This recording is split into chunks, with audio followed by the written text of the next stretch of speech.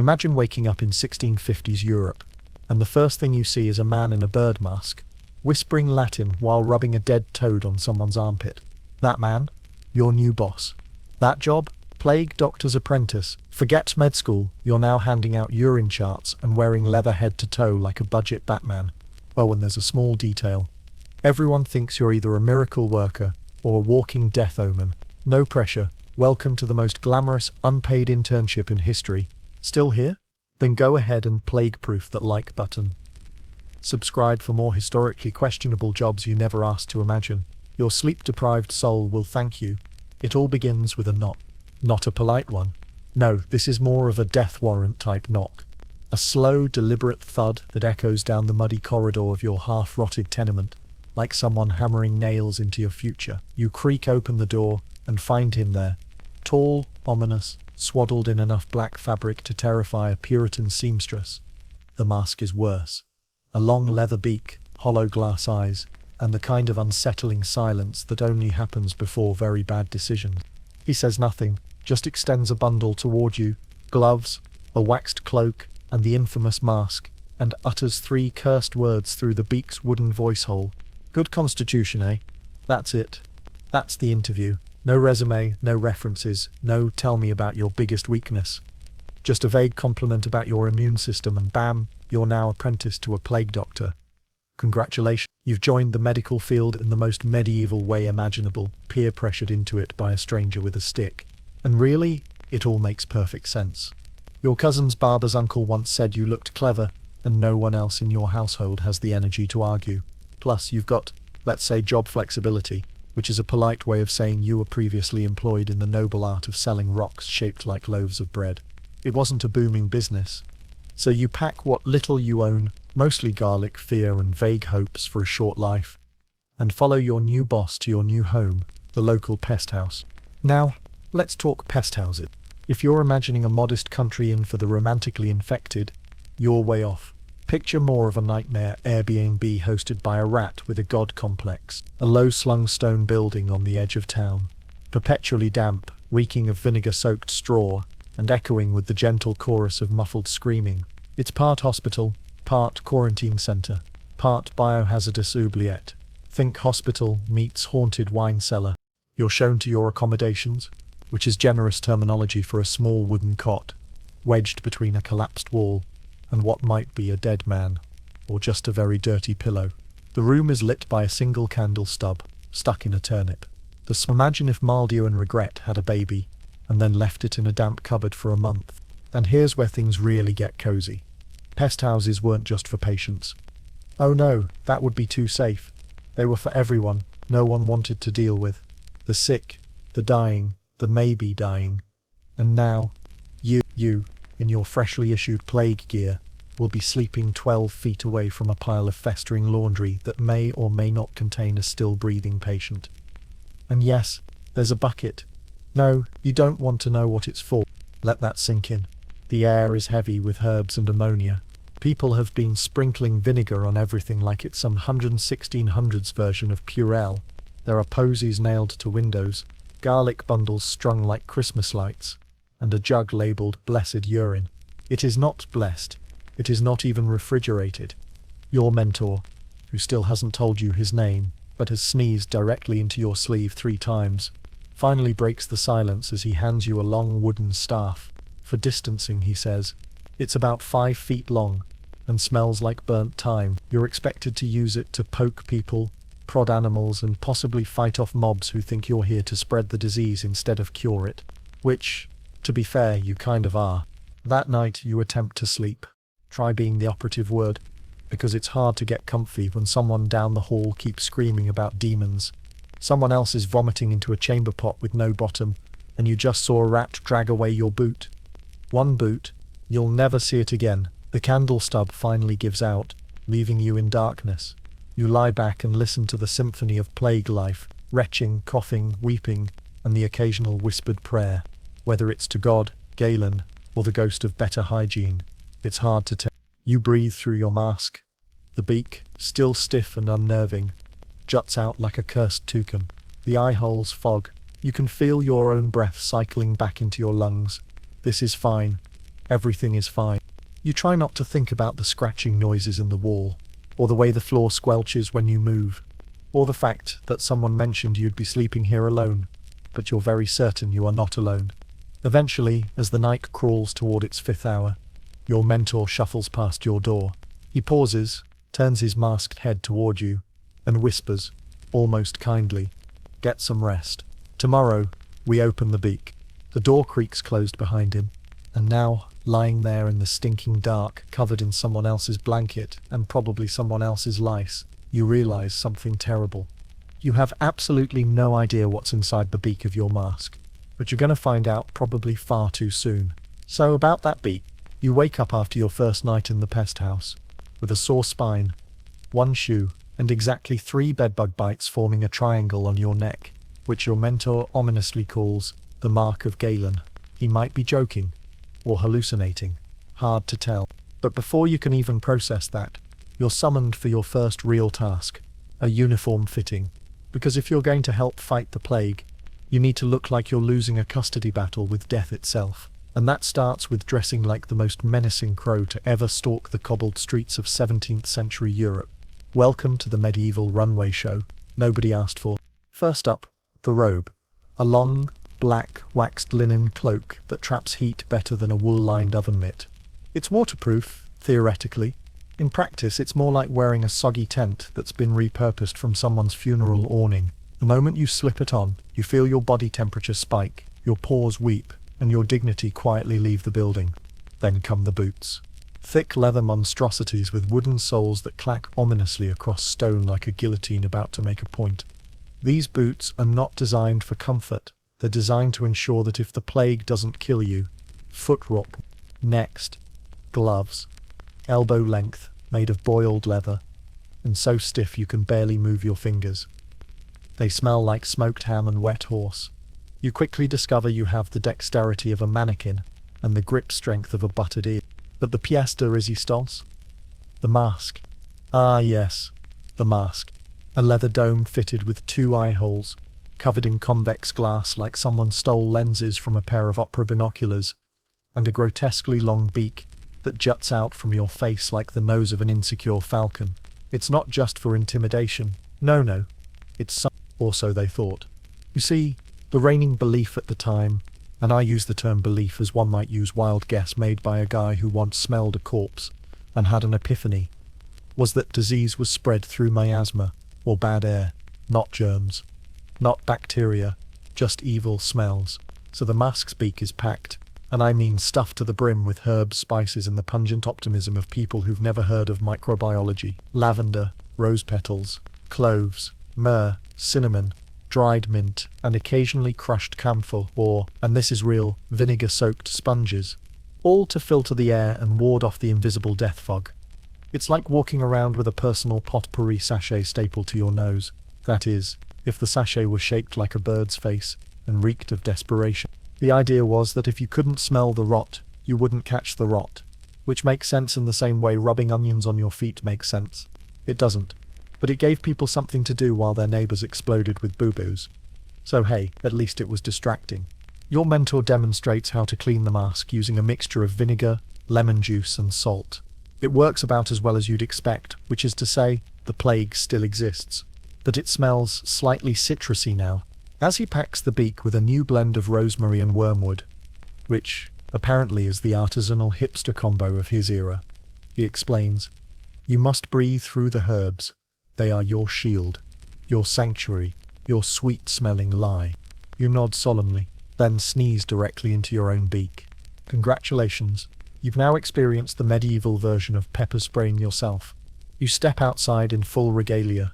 Immediately villagers scatter, children cry, a dog howls and runs into a bakery. You've never felt more powerful, or more unwelcome. That's the thing about this outfit. It doesn't just protect you, it marks you. It tells the world, I'm here to measure your boo-boos, and possibly prescribe butter. It's the equivalent of wearing a hazmat suit, made by a theatrical prop department that also sells incense. Let's pause for a second and consider the visual impact here. Imagine you're a peasant woman in 1654, Your husband just coughed up blood, you're clutching a rosary, praying for mercy, and down the muddy lane comes a towering figure in head-to-toe black, clicking along like a cursed metronome, with the face of a bird and the eyes of a demon lantern. And this man is your doctor. Comforting? No. Back inside, you learn about the rest of the standard issue tools. The plague stick, for poking the possibly dead. The perfume satchel, for waving dramatically in front of your face during especially offensive autopsies. And the notebook, for chronicling symptoms and things you think might be symptoms, but could also be evidence of a bad mood. There's also the Ring of Immunity, a brass band engraved with Latin that promises to ward off disease.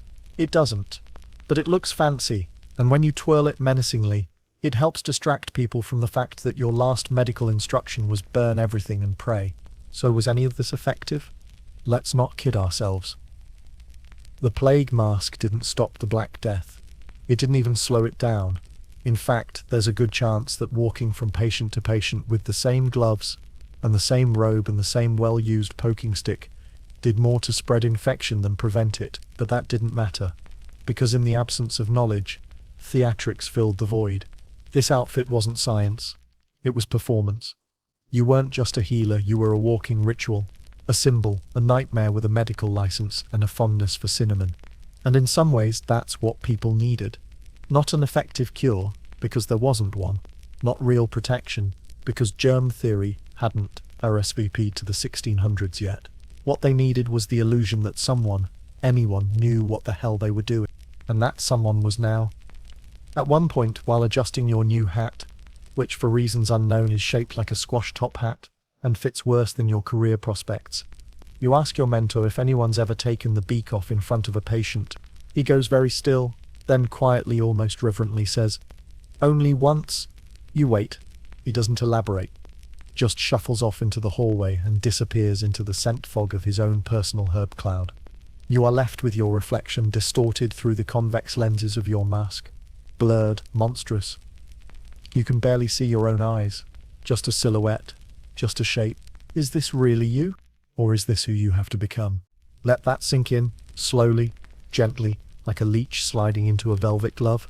Because the transformation is real. The beak doesn't just change how others see you, it changes how you see yourself. Behind the glass, behind the herbs, behind the anonymity of it all. You begin to feel removed, detached, a little less human. Rich in a pest house might just be the only way to survive. And yet, there's a strange comfort in it, a sense of purpose.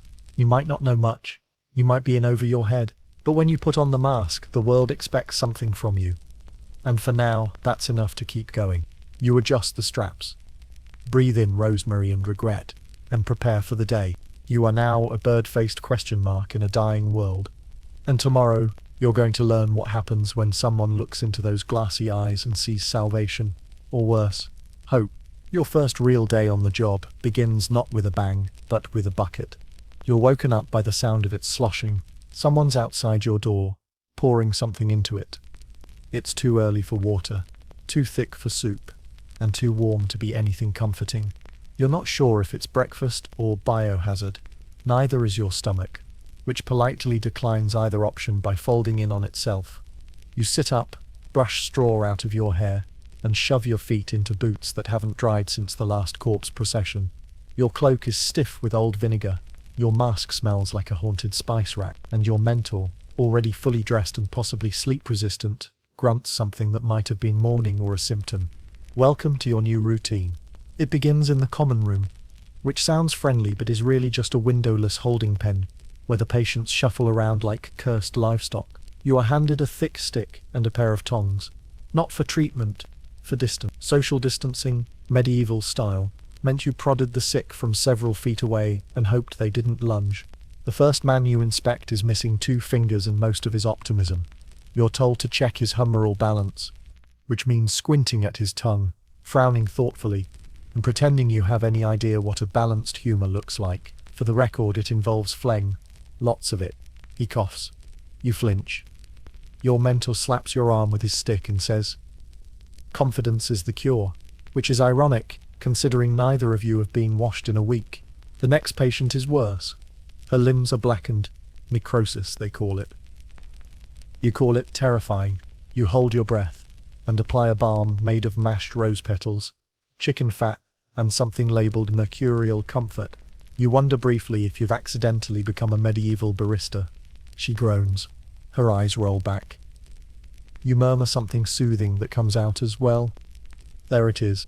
By mid-morning, it's time for pustule duty. You are handed a blade that looks like it was forged by someone with a grudge and told to lance with mercy. You don't ask what that means. You don't want to know. Instead, you kneel beside the patient and do what you were not trained for.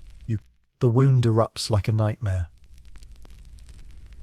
You don't scream, not because you're brave, but because you're too far past horror to react. Your mentor praises your clean slice. You contemplate setting your own hand on fire. Then come the leeches. A clay jar is placed in your lap. It's writhing. You are to apply 3 to the neck, 2 to the ankles, and 1 on instinct, which is never a phrase you want associated with blood-sucking worms. You try to be professional. You really do. But the first time a leech attaches itself to your glove, you yelp and swat it away, only to have it land on your chest. It wiggles. You panic. Your mentor sighs audibly through his mask. The leech, unimpressed, slurps quietly into your collar. By lunch, you've earned your first stain, an undefined substance that might be bile, blood, or fear. This is the part where you and your mentor patrol the street like ominous mall cops of doom. The villagers clear a path for you. Some bow, others spit. A few toss herbs your way, part protection, part insult. You walk slowly, your staff tapping the stones like a warning bell. You stop at doors marked with a red cross. Inside, patients too far gone to move. You wave incense. You leave broth. You mutter Latin phrases from a notebook you can't read. One man begs you to save his daughter. Another slams the shutters when he sees your mask. A third offers you a coin to leave.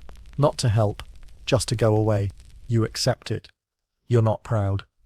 You're also not salaried. Back in the pest house, you're assigned to transcribe the day's cases. Your desk is a lopsided plank. Your ink smells suspiciously like ash mixed with chicken broth. You begin writing. Patient 1, buboes noted underarms. Purplish black. Treatment. Onion poultice. Prognosis. Worries. Patient 2, reciting psalms backward. Administered vinegar compress. Prognosis. Either possessed or dramatic. Patient 3. Symptoms unclear. Possibly malingering to avoid taxes. The script is Latin, allegedly. You mostly guess and draw diagrams.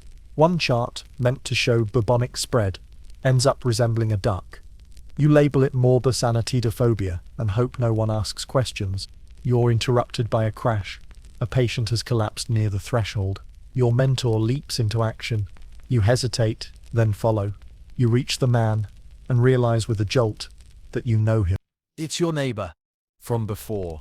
Back when neighbor meant someone who loaned you flour, not someone coughing up plague-blackened phlegm onto your boots. He recognizes you, whispers your name. You freeze. Suddenly, this isn't abstract anymore. This isn't just the sick. This is someone who once shared a joke with you in a market stall. Someone who once helped you carry firewood. Someone real. You step back. Your mentor pushes past you, examines him, applies camphor oil, murmurs reassurances. You just stand there, mask askew, mind racing. Because now you're not just an apprentice. You're a witness. You return to your desk, but can't write. Your hands shake. Your ink blots. You finally scribble a note. Patient 4, name withheld. Known personally, no words. You close the book. You sit in silence. For the first time, you truly understand what you've signed up for. This isn't just a strange job, with eccentric costumes and weird smells. This is grief, on loop, in costume, performed daily.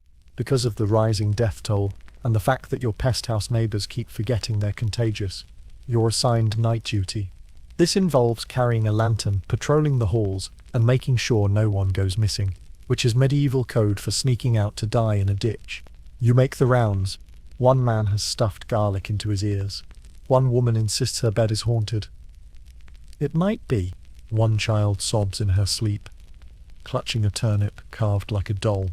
You try to offer comfort, but your voice, filtered through the mask, sounds more like a demon's threat than a lullaby.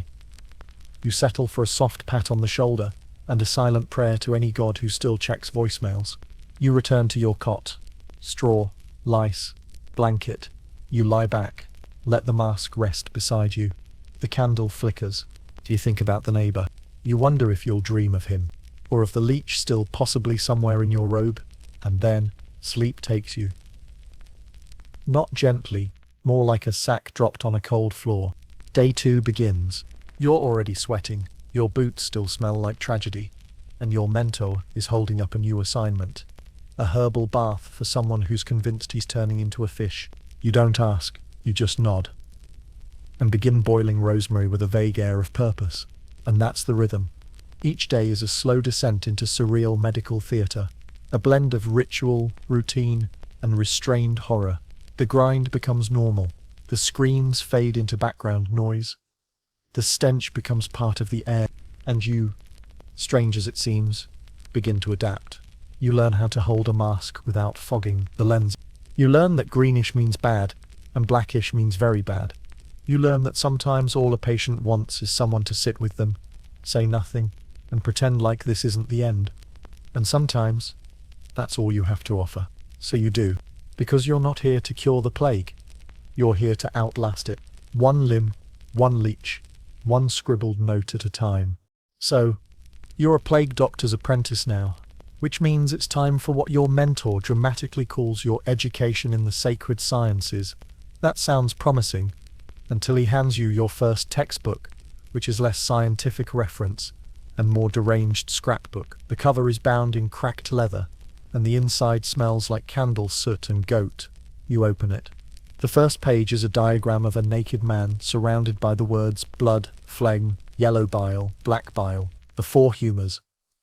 There's no index, there's no logic, just a scribble of questionable Latin and a vaguely threatening stain in the margin. You have officially entered the glamorous world of 17th century plague science. Buckle up, it's going to be stupid. If you've never heard of them, congratulations. You're medically ahead of 98% of your co-workers. The theory comes courtesy of Hippocrates and Galen, 2 ancient Greeks who thought the human body was basically a soup, a badly balanced, moody soup. According to this model, every person has 4 essential bodily fluids sloshing around inside them like roommates who hate each other.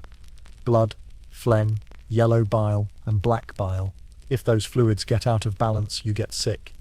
Too much blood, you're overly passionate. Too much phlegm, you're lazy and dull. Too much yellow bile, congratulations, you're angry and full of hot takes. Too much black bile, you're melancholic and write poetry by candlelight. Modern diagnosis would call that mood swings. Medieval diagnosis, bring the leeches. The solution to an imbalanced humour. Drain some of it out. Literally, bleed the patient. Induce vomiting. Purge the bowels. Apply leeches, enemas, or, my personal favourite, make them sniff noxious herbs until they pass out and reset like a depressed hedgehog. You try to memorise the combinations. Blood plus yellow bile equals fever. Phlegm plus melancholy equals cold. A persistent cough? Probably a wet imbalance of phlegmatic bile. Or maybe you just need more garlic. And yes, garlic is a legitimate medical intervention here. So is wine, warm bread, and placing onions under your bed. Some of these might work because the patient stops breathing and therefore stops coughing. Because when humours fail you, look to the stars. This is not metaphorical. Your mentor explains, with unsettling confidence, that the position of Mars and Saturn might explain why your patient's spleen is throbbing. You're given a lunar calendar, a brass compass, and a set of coloured wax symbols that look like Satan's fridge magnets. You're instructed to chart a patient's horoscope before prescribing any treatment, especially if they're bleeding from the eyes. After all, if Mercury is in retrograde, how can you possibly expect their pancreas to behave? There's a moment somewhere between deciphering a crab-shaped diagram and watching your mentor divine medical insight from a cluster of cloudy marbles, where you consider just walking into the nearest bog and disappearing. But then you remember, you're sleeping next to a corpse pile. So really, this is still the better option. This is the reigning villain of plague-era science. Not bacteria, not viruses, just vibes.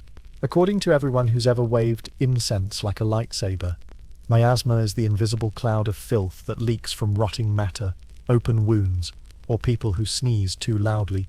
It smells bad. Therefore, it must be the problem. Obviously.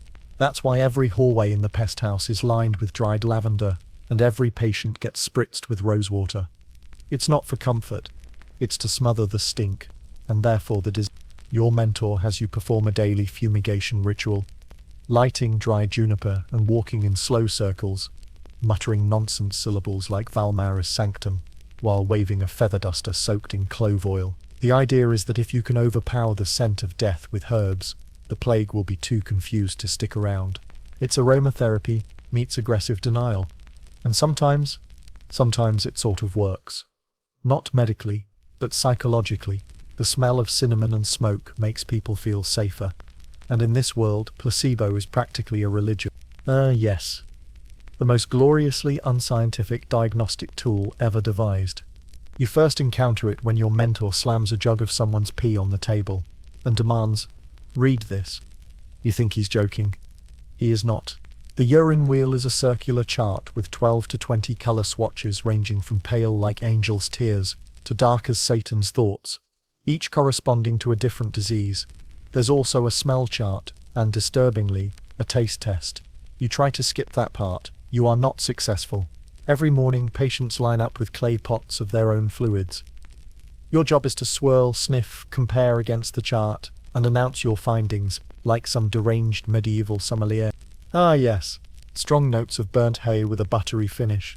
Diagnosis, melancholy. Treatment, bloodletting and possibly a light salad. You become weirdly good at it. You begin to dream in shades of ochre. You start recognizing repeat patients by their urine tint. One guy's always purple. You don't ask questions. One woman shows up with pee, so clear it might be rainwater. Your mentor gasps. "She's nearly angelic," he says, as if she's about to ascend. She dies 2 days later. So, you revise your notes. Let's return to this fan-favorite torture ritual. The theory is simple. If you're sick, you've got too much blood.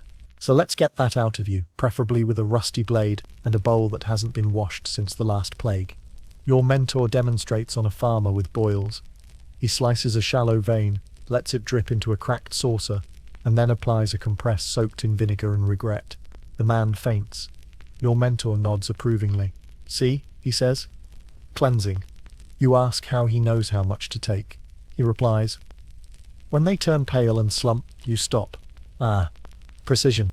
You'll soon perform your first solo bleeding. It will go poorly. You'll slice too deep.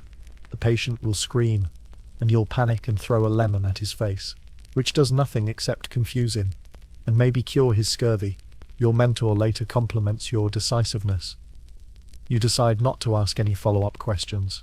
Some real classics include toad amulets, strap a live toad to the swelling. If it dies, it took the disease into itself. If it lives, the patient was already doomed. Either way, the toad wins. Powdered mummy. That's right. Grind up ancient Egyptian mummies and sprinkle them on wounds. Why? Because nothing says medical expertise like looting sacred tombs and using their contents like protein powder. Human fat salves. Yes, that's exactly what it sounds like. Rendered fat from the recently deceased. Spread lovingly over sores. You are asked to stir this once. You never forget it, wearing a dead man's clothes. Because apparently, if you look like someone who already died from the plague will be too embarrassed to infect you again. This is not effective. One day, a merchant arrives, claiming he has the true cure.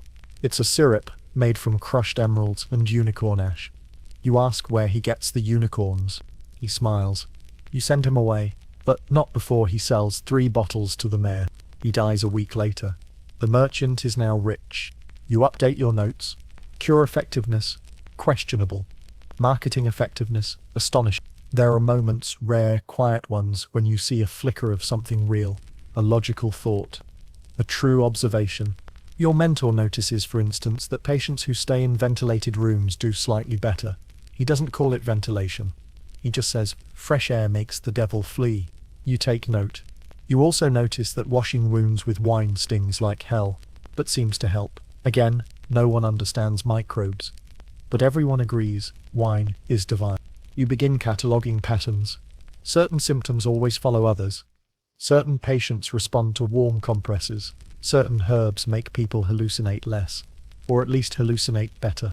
It's not science, not really, but it's something. You become addicted to your notebook. You sketch. You write in margins. You begin questioning things. Quietly, of course. You're not trying to get burned as a heretic, but the thoughts are there. A patient asks you once, "Will this help?"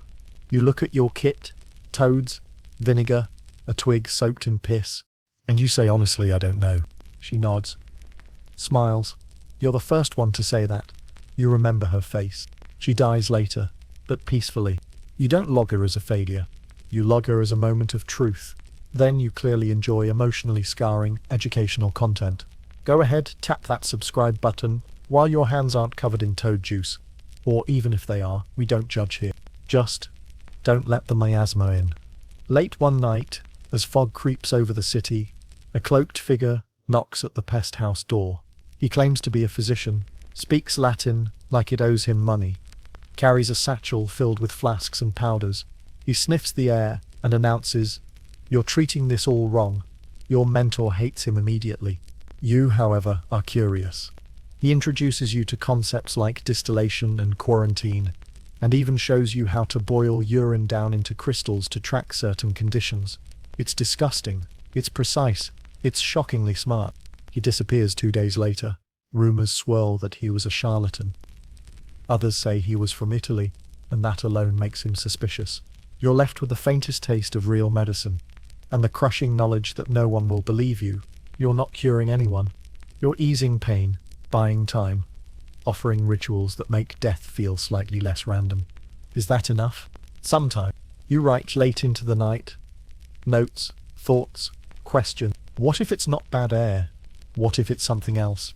You're not a doctor. Not yet. But you're thinking like one. And maybe that's the beginning of something important. Something very small. And very human. You know how they say laughter is the best medicine? In the pest house, it's garlic. Garlic and vinegar. Sometimes rosewater. Occasionally dead frogs. And if things get really bad, powdered gemstones, pig urine, or whatever your mentor finds in the bottom of his boot. Because today, dear apprentice, you're entering the bubbling, aromatic, horrifying world of plague cures. Or as your mentor calls it, remedy alchemy. And as the assistant, your job is to stir things, hold things, smell things, and try not to get any of it in your eyes. Spoiler, you will get it in your eyes. You start the morning in the plague kitchen, which is a generous term for a corner of the pest house where the table has fewer teeth marks and only 2 scorch marks from past cauldron fires. A mortar and pestle await you, along with a chopping board, a pile of herbs, several jars with vaguely suspicious labels, and a live toad blinking at you from a wooden bowl. This, your mentor says solemnly, is where the healing begins. You do not feel reassured. Your first task is to prepare a poultice for bubo treatment.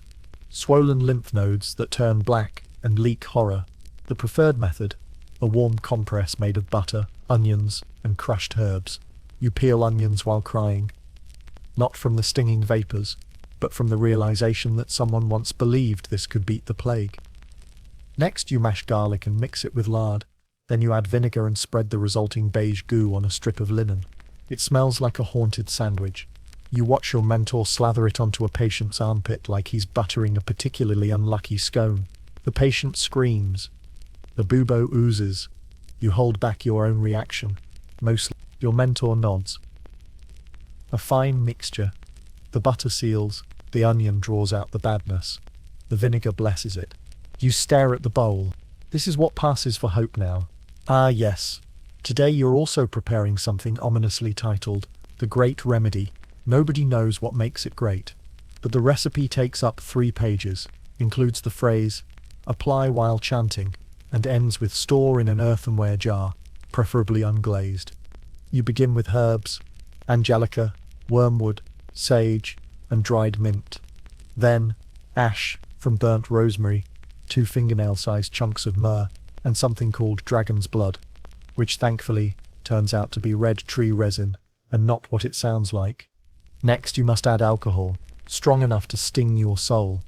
And finally, powdered emerald. You hesitate. That's an actual gemstone. Trust me, your mentor says, crushing it with the butt of a spoon. The finer the dust, the finer the cure. You stir, you mutter, you bottle it. The patient drinks 2 spoonfuls. Burps. Immediately throws up into your shoe. Your mentor looks pleased. It's working. You decide not to ask how. Now we meet the toad. Not metaphorically. Literally. A fat, indifferent toad that stares at you like it knows your secrets. Your job? Tie it to a patient's neck using a linen sling. The theory goes that toads absorb the sickness, and when they die, which they always do, it means the infection has been drawn out. You do as told. The patient looks confused. You look horrified. The toad looks offended. An hour later, the toad has stopped moving. Success, says your mentor. You bury the toad out back. The patient dies the next day. So, 50. Some cures don't go in the patient, they go around them. Enter the smoke chamber. You're tasked with creating an air remedy for a man convinced the miasma is seeping into his dreams.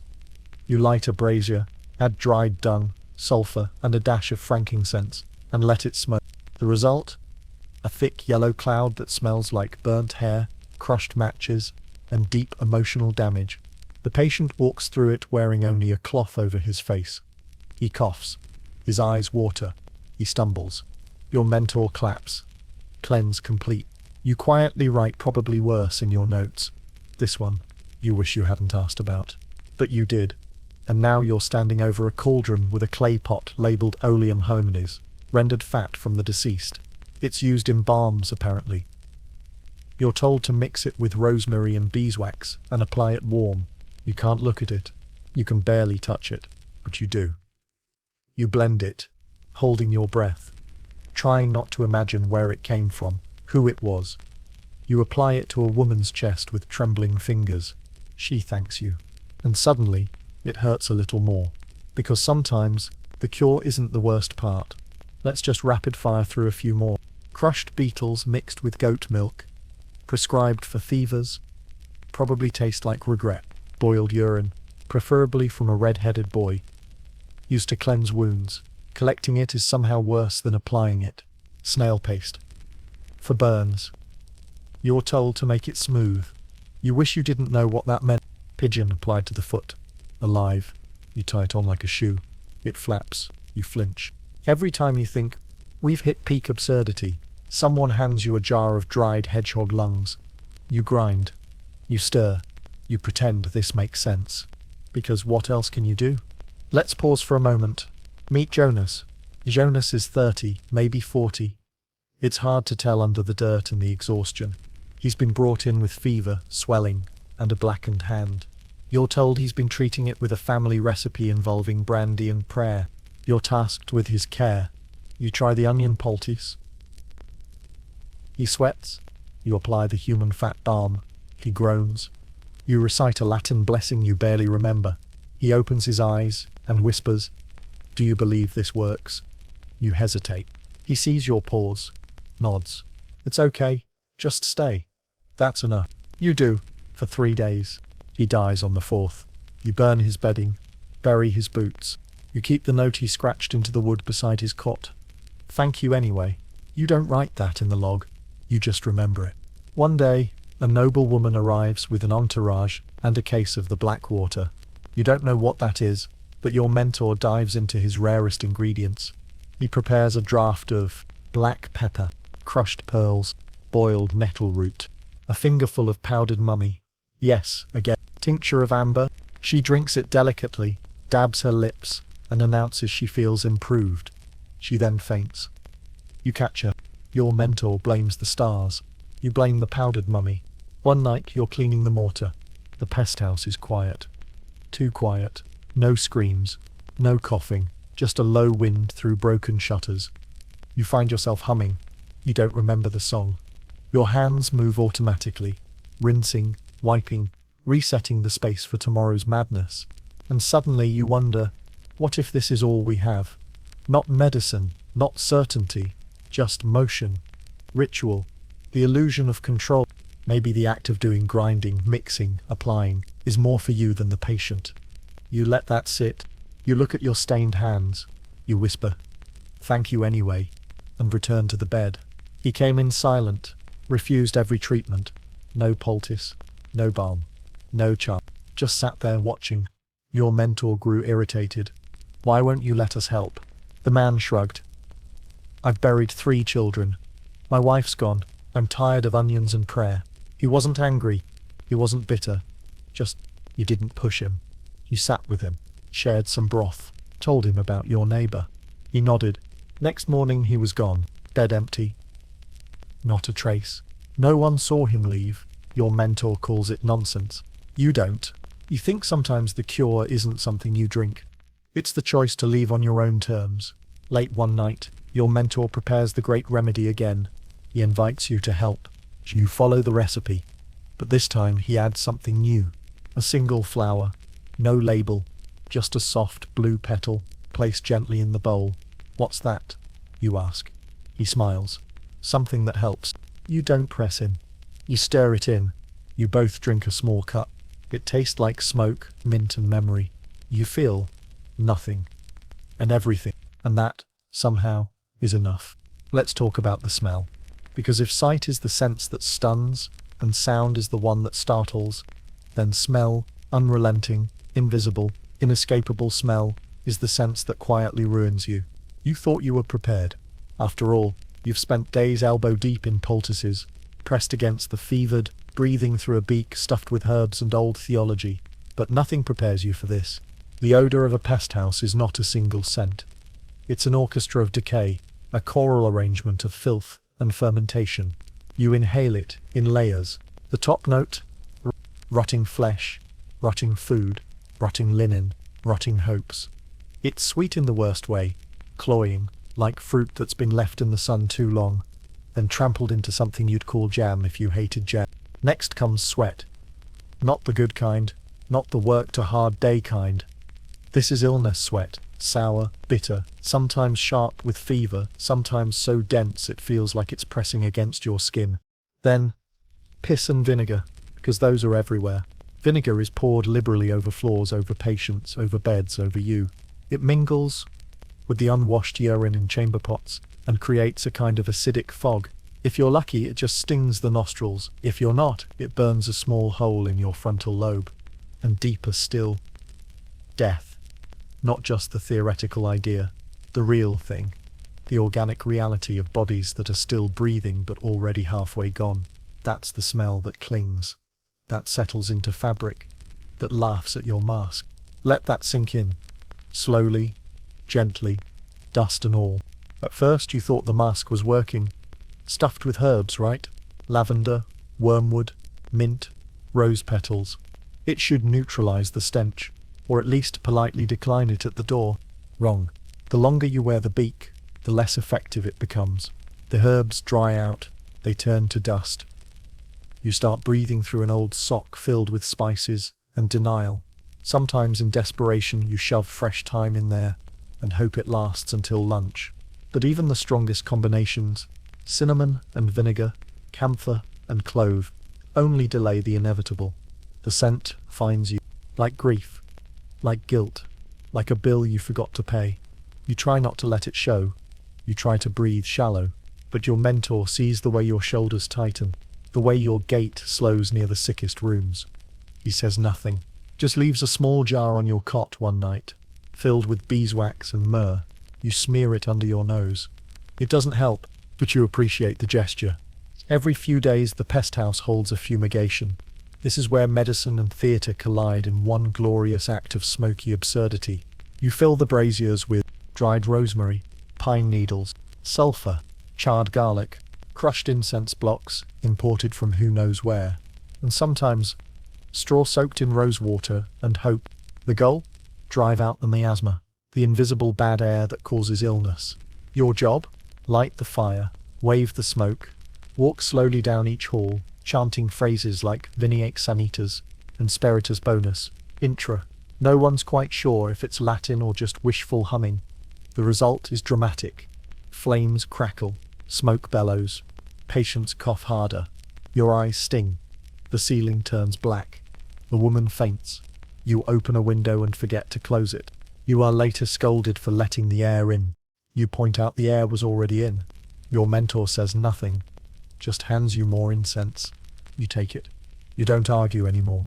Then there's the flower method, popular among the more delicate types, mostly nobles. They believe that holding a posy under one's nose will ward off plague, bad spirits, and unwanted conversation. You're assigned to deliver these posies. A few petals tied in linen. Some include mint, some lavender, some rosemary.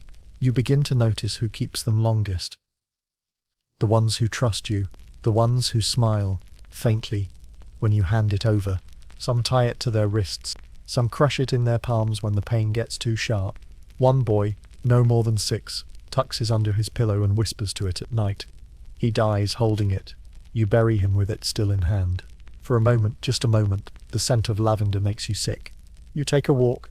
You breathe through your mask. You come back. You have to. You remember Benedict. He came in smiling. Always smiling. He brought his own herbs. Claimed his mother had taught him the ancient ways.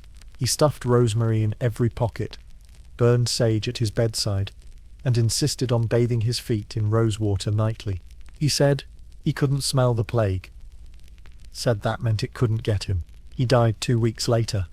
The entire room reeked of sage and something bitter. You still don't know what. You write in your notebook, smells don't lie. People do. And then there was the priest. Quiet, thin, eyes like candle smoke. He didn't smell like anything. Not herbs, not death, not sweat. He smelled like absence. He came to read last rites. Didn't flinch, didn't gag, just moved from bed to bed, whispering comfort like it cost him nothing. One night, you asked how he stood the smell. He looked at you and said, "You stopped noticing."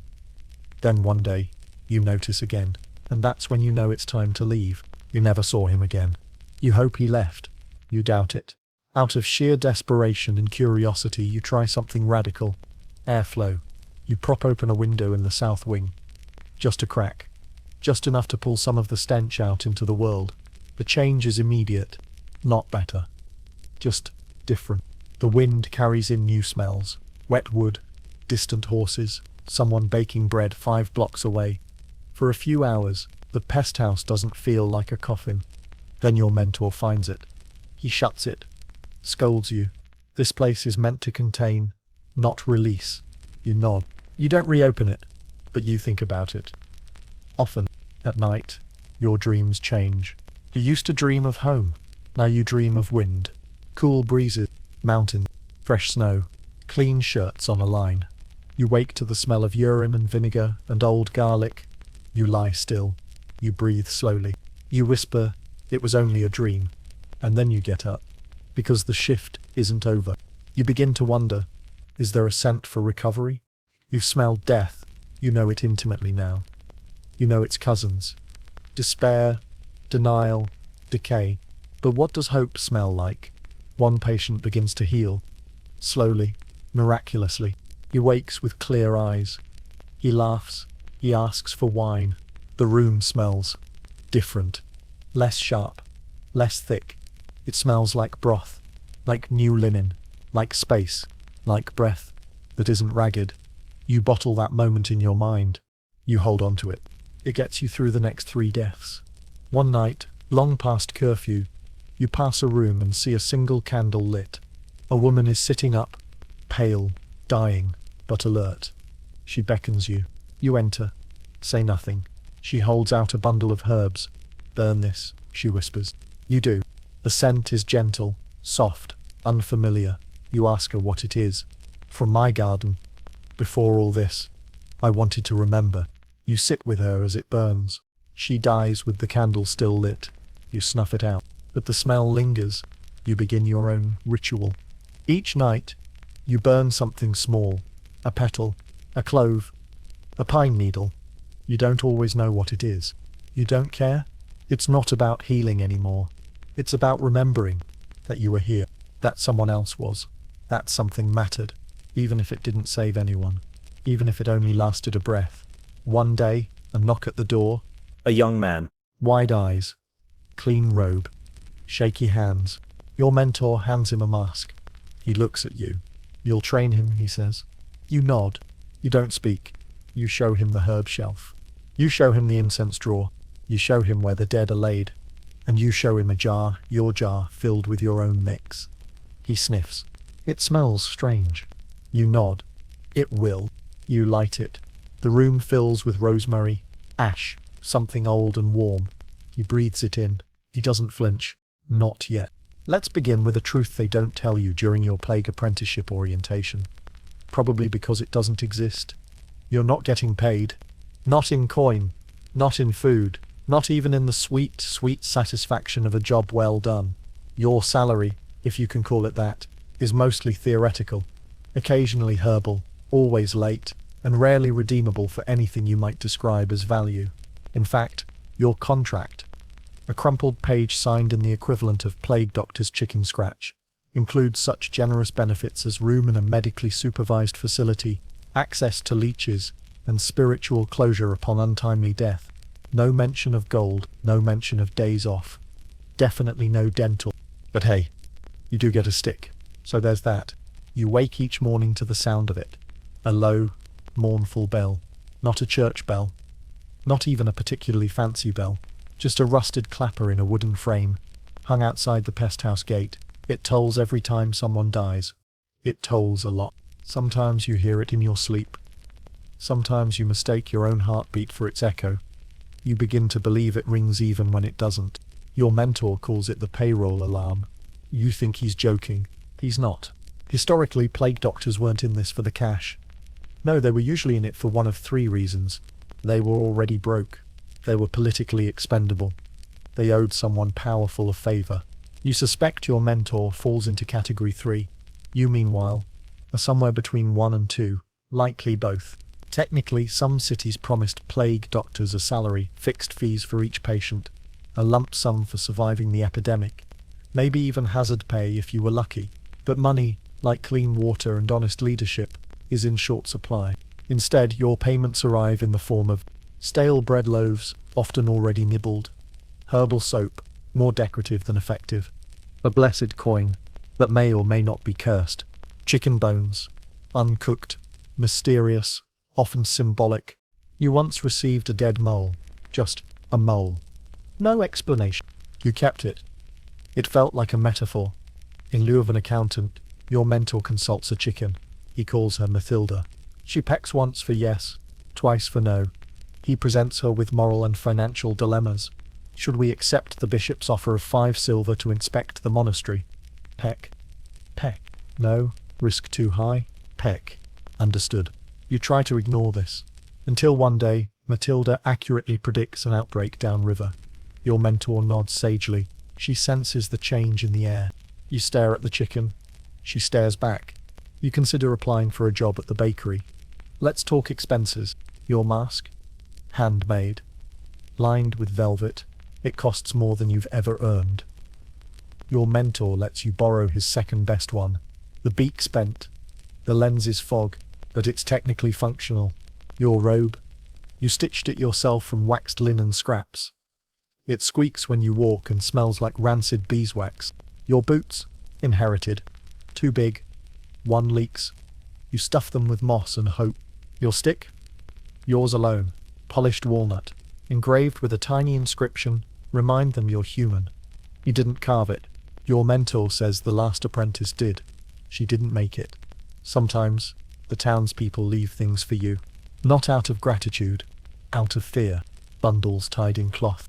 Coins blackened with soot. Candied figs already melted. An embroidered cross. A dagger. A doll. You bury the dagger. You give the figs to a patient. You keep the doll. No idea why.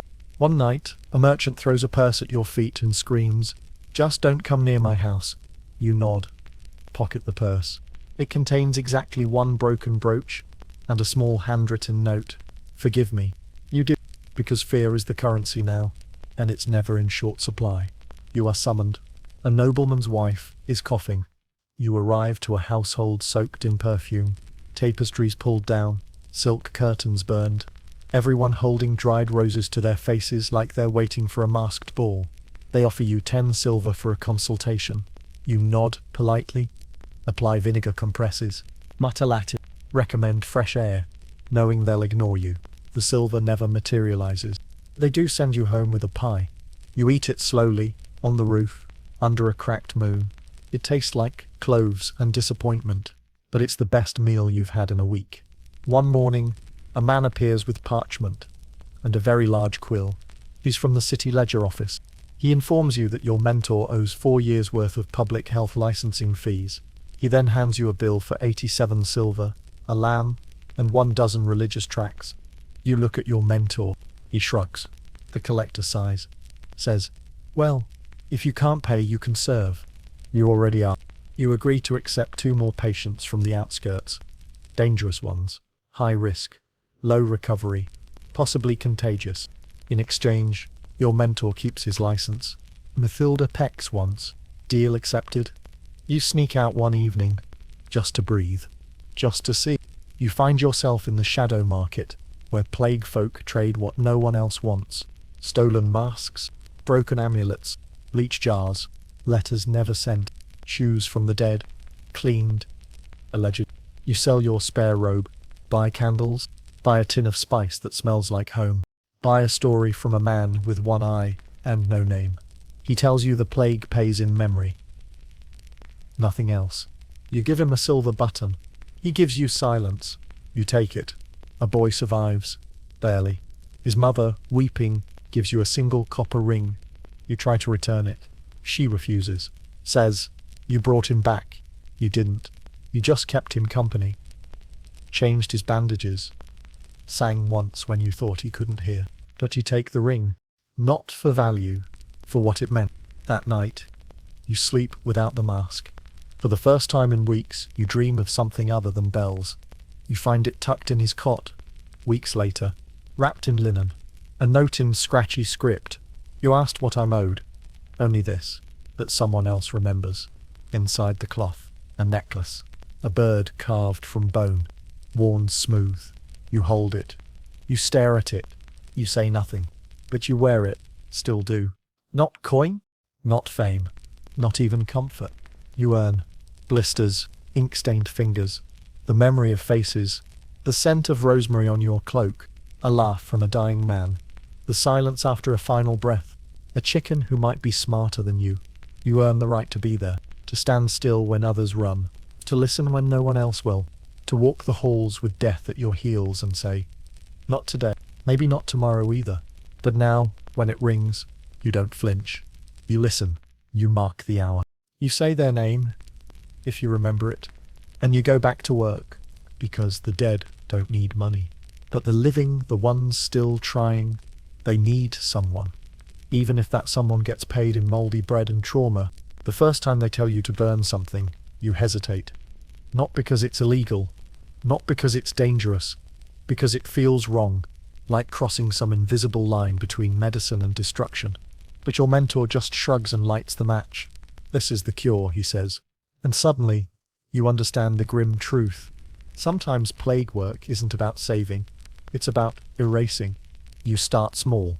Soiled linens, rags soaked in blood, bile, and all manner of bodily betrayal, bedding from patients who didn't make it, bandages that no longer resemble cloth. They go into the pit, one by one. The flame is fed daily. It's a little ceremony now, half sanitary, half spiritual. No one speaks during it. You stand beside your mentor, cloaked in ash and silence, watching the fire rise. At first you feel guilt, then numbness, then relief. Because when the air's thick with ash, it covers the scent of the pest house. The rot, the vinegar, the grief. Fire, for all its violence, is clean. There are official orders, printed on parchment, nailed to doors. Any house where plague is suspected must be purged. All belongings of the infected to be destroyed by flame. Let no memento remain. You read them, you recite them, you enforce them, and that's when the job changes. You're no longer just a caretaker. You're a cleaner, a remover, a walking void in leather robes. People begin to fear you for a new reason. Not because you carry disease, because you take things away. It's a small cottage, thatch roof, crooked shutters, the kind of place where children once played and someone's mother baked bread on holy days. Inside, one corpse, one barely breathing sister, a bed soaked in black discharge, a table with half-eaten stew. You try to salvage something. Your mentor stops you. Burn it all. You pause. Even the carved wooden cross? Even the blanket still warm from the girl shivering? Especially that. You strike the flint. The thatch catches easily. It burns quickly. Too quickly. The girl dies before the flames reach her. You carry her out, just in time, coughing. You want to think it was worth it? You're not sure. There are blocks where you've burned every house, every home, every shop, every stable. The cobbles are scorched. The street lamps melted. No birds. No dogs. Just blackened outlines where life used to live. The city begins to look censored, like a book with pages torn out. You pass by one evening and see your own shadow vanish in the soot. You wonder if that's what this job really is, making everyone forget. One day, you arrive at a home marked with the red X. Inside, an old woman. Clear eyes. Steady hands. She's alone. She's waiting. You explain the orders. She nods. Understands. Walks you to a chest and opens it. Inside, letters tied with red thread. A child's boot. A painted plate. A ring. A lock of hair. A single white glove. She says, "Take the body. Burn the bed.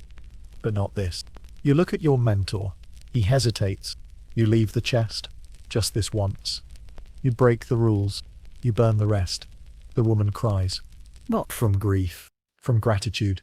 You never speak of it again. Burning isn't just destruction. It's erasure.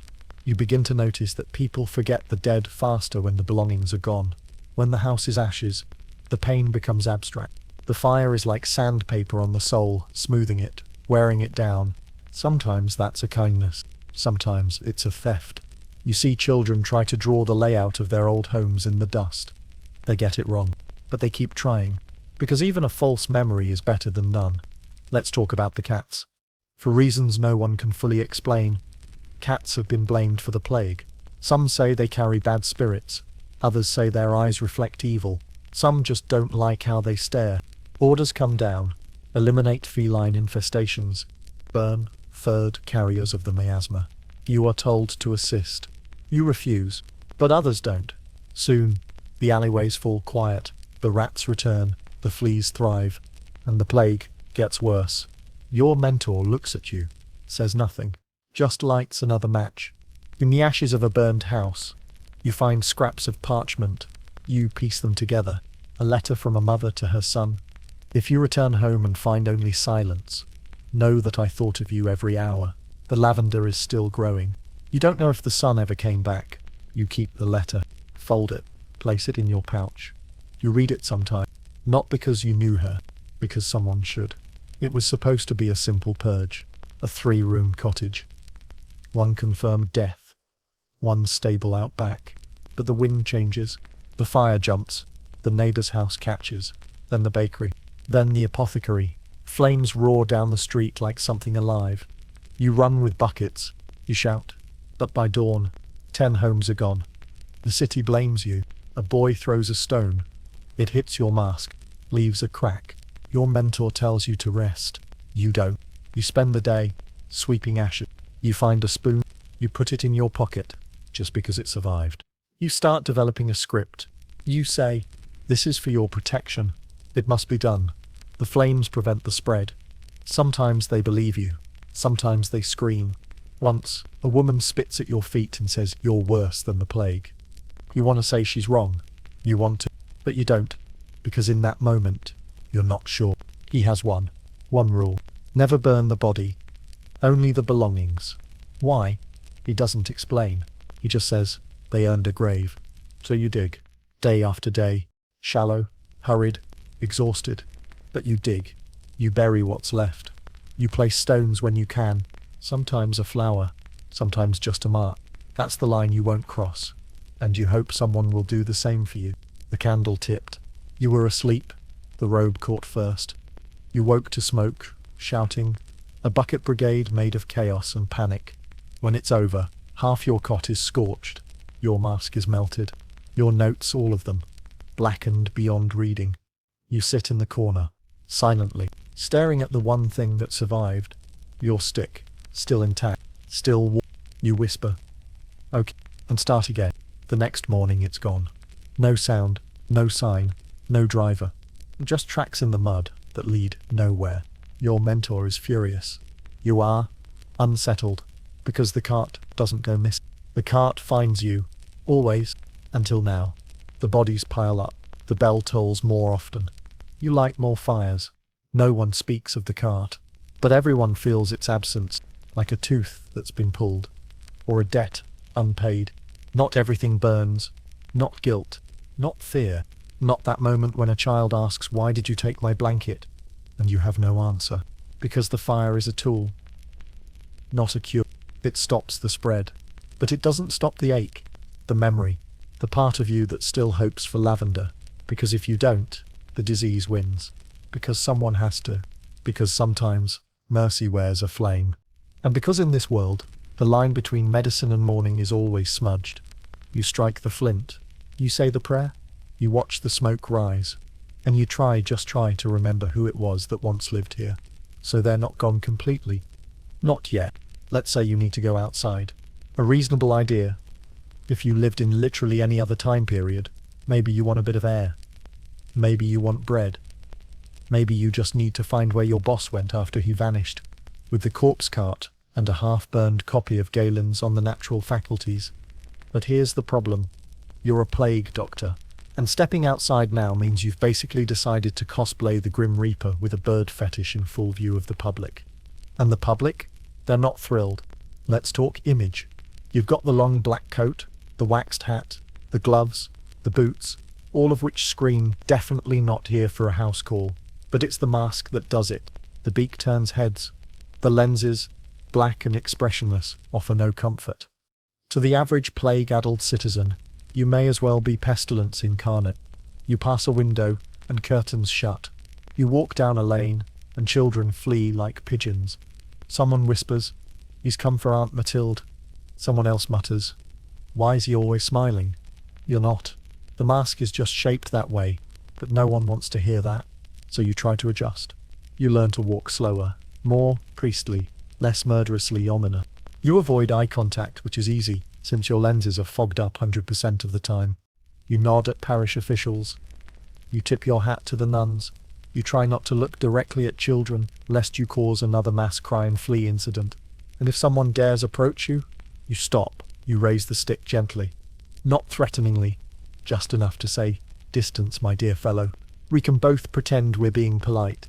This is your new social etiquette. No handshakes, no closeness, no sudden movements. Also, absolutely no sneezing in public. That's basically a criminal offense now. It doesn't always go smoothly. The first time you visit a new parish, the locals treat you the way modern folks might greet a man wearing a hazmat suit and dragging a biohazard barrel, labeled "Contents Regret." You approach a door. Someone throws a chamber pot out the window. It's not an accident. You knock on another. The door opens, then slams. A dog barks for a full hour. A priest mutters a prayer as you pass, and doesn't stop until you're well out of earshot. One man offers you bread, then snatches it back, curses, and says, "Sorry, Reflex. You are beloved, truly." Here's a fun one. Many cities hired foreign plague doctors on purpose, not because they were better, but because, emotionally, it was easier to watch a stranger die. When the doctor is a local, things get messy. "Oh no, that's my cousin's wife's nephew's old teacher. We can't let him into the house. What if he gets sick?" But a Venetian? A Catalan? A guy from the Alps with a suspiciously fake degree and a goat named Paracelsus? No problem. Stranger comes, stranger dies, stranger gets replaced. Efficient. Over time, people stop asking if you're bringing good news. Your appearance outside becomes the news. You enter a street, and people immediately start asking, "Who's dying?" You round a corner and two women start arguing over whether you're here for her uncle or her nephew. You try to explain you're just going to the market. They don't listen. Because the presence of the mask means something. You've become part of the plague theatre, a set piece in the city's grim morality play. You are not a person. You are a sign. And no one likes what it says. You develop techniques. Step evenly. Don't rush. Don't linger. Keep your stick visible, not raised, not dragging. Let your cloak billow slightly, but never flap. Always face the street. Never skulk. No alley peeking, and if someone stares too long, stop. Tilt your head slowly, like an owl sizing up its prey. They will walk away. They always do. Some days you'll wish people would scream, would shout, would throw things, because the worst response is none. You walk by and no one looks up. No one speaks. No one reacts. You become part of the scenery, like a graveyard, or a gallows, just there. That's when you realize how deep the rot has gone. When people stop fearing you, they've stopped hoping. Let's say you still want to make a friend. Maybe a local merchant, a laundress, even another plague worker. It's harder than you think. Conversation starters like, "Seen any particularly foul boo-boos today? Lovely weather for a funeral.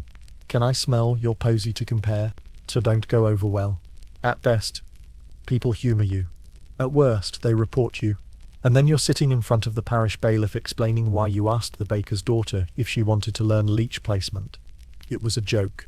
You swear. They point. They laugh. They cry. They run. One child threw a rock, screamed "bird monster," and declared he was defending his sister's honor. You respected that. You still iced your shoulder for 2 days. Another time, you crouched down to check on a fevered girl, and she whispered, "Are you God?" You started to say no, but stopped, because in that moment she needed you to be something bigger than a man in a costume pretending not to be terrified. So you just said, "Not yet." She smiled, then vomited. Still counts. You're walking through a narrow alley, standard corpse-checking route, when a woman leans out and says, "You again?" You're confused. You've never seen her before. She gestures to a rat scurrying by and says, "At least he's got a job." You open your mouth, close it, continue walking. Later, you see the rat again. You name him. He's now the most consistent co-worker you have. Because yes, occasionally, people form them. Not often. But when tensions run high and food runs low and the bell tolls too often, you become a convenient target. Your crime, existing. So you learn escape routes. You map alleys. You study roofs for viable thatch jumps. Once you hide in a barrel for 3 hours while the mob argued about whether the doctor's coat should be burned or flayed. You fall asleep in the barrel. You dream of feathers. Silence used to mean peace. Now it means death. When the streets go quiet, it's not because people are sleeping. It's because there's no one left to scream. The doors are shut. The bells are still. You walk alone. The rats don't scatter. And the wind carries the scent of rot, like it's making a delivery. You whisper to yourself, just to hear a voice. Any voice. Even if it's your own. The old rules are gone. No more bows. No handshakes. No smiles. Instead, nod once if you've seen someone die today. Twice if you've seen more than 3. Touch your mask if you've given up. Don't touch your mask. Wave only if you want someone to know you're alive. Or if you want to say goodbye. Same gesture, different intent. It all blends together now. You see yourself sometimes, reflected in dirty panes, a figure in black. The beak, long and curved. You used to flinch. Now you just adjust the strap, straighten your gloves, and keep moving. Because if you stop and really look, you might not like what's staring back. Not literally. You still have a pulse, a name, a half-rotten apple in your coat pocket. But to them, you are no longer a doctor. You're the omen, the consequence, the walking aftermath. They whisper, "He's here," the way one might say, "It's spreading." And maybe they're not wrong, because wherever you go, the dying follows. Even if you're just trying to get bread, you stop knocking. You stop explaining. You become a shadow with a stick and a job, and no need for conversation. And yet, weirdly, people begin to accept you. Not love. Not love. Just tolerate. You're a fixture, a necessary horror. Like taxes or leeches. Some nod. Some offer a prayer. One child leaves a flower. You don't know what to do with it. You tuck it into your pouch, right next to the letter you saved. Just something soft in all the smoke. Because someone has to. Because this is the job. Because death doesn't take holidays. Because plague etiquette isn't about manners. It's about presence. And knowing how to be visible. Even when no one wants to see you. You straighten your coat. tighten the beak, and step into the next street, ready to terrify, or be ignored, or both. You step into the street. Instant regret. Imagine trying to take a casual morning stroll while dressed like the Grim Reaper's artsy cousin, wielding a 5-foot stick and trailing the unmistakable scent of death, damp leather, and rosemary steeped in existential dread. That's you. That's your vibe now. And the public? Oh, they love you. Children scream and run. Women make the sign of the cross and slam their shutters shut, like you're the opening act for the apocalypse. Dogs bark, cats hiss, pigeons explode into the air. You walk 20 steps and already feel like a pariah dipped in fear sauce. This chapter, dear apprentice, is about the fine art of plague etiquette. Not the good kind, not the fork on the left, napkin in the lap kind. No, this is about navigating a street where your very presence means someone, somewhere, has probably just died. Let's talk protocol. First, you never walk too fast. That looks suspicious, like you're running from something, like guilt, or bodies. But you also never walk too slowly, that's just creepy. You want the exact pace of I'm doing important things, please don't throw bread at me. And yes, people will throw things. The good news? It's usually just food. The bad news? That food is moldy, cursed or hollowed out, and filled with a note that says, stay away. Sometimes it's poop, that's universal. You carry your staff, not just for show. It's your social distancing stick. Yes, really. A whole 5 feet of don't touch me. You wave it like a conductor in a symphony of awkward avoidance. People leap aside. Markets empty. You are a one-man parade of pestilence. And yet somehow no one claps. Even the beggars avoid you. That's when you know you've made it. The townspeople whisper. They assume your beak is filled with poisons. That you poison the air, that you can see through walls, or worse, through them. Some believe plague doctors are witches. Others, that you're actually the cause of the plague. You can't blame them. You do sort of look like a demon with a pharmacy license. So how do you behave? What's polite for a plague doctor? Well, you don't touch anyone. Ever. Not even accidentally. If your robe brushes a merchant's cart, it's considered contaminated. If your foot steps on someone's shadow, they may recite Latin backwards and light incense. People have been burned for less. You don't talk much either. Too much talking makes people think you're spreading ideas. And nothing terrifies a terrified population more than unsolicited ideas, especially from a person who looks like they murdered a bird and decided to wear it. You walk with purpose. That's key. Even if you have no idea where you're going, you must look like you do. Straight back. Measured pace. Eyes forward. Unless you're in a poor neighborhood, then keep your head slightly bowed. Respectfully. Unless you're in a rich neighborhood, then head high. They want authority. Unless it's a church street, then just walk around the church. Honestly, it's safer. Oh, and never, and we mean never, knock on a door unannounced. You think Amazon delivery drivers have it bad? Try being the guy whose presence outside a home means someone inside has the plague. You knock on a door and you may cause a panic, a confession, or a full-blown theological meltdown. Once you tapped the wrong door and a man hurled a crucifix at you while screaming, "Not again." Still unclear what again referred to. Your best bet is to announce yourself loudly from 15 feet away. Plague inspection. Then wait. Sometimes, they just don't answer. And honestly, you don't blame them. Let's zoom out for a second. Many towns during the plague didn't even hire local plague doctors. Know why? Because they didn't want to get attached. That's right. Some cities imported doctors from other regions, purely so the locals wouldn't feel too bad when they inevitably dropped dead, which is a very 1600s HR policy if you think about it. You, being semi-local, are in an awkward spot.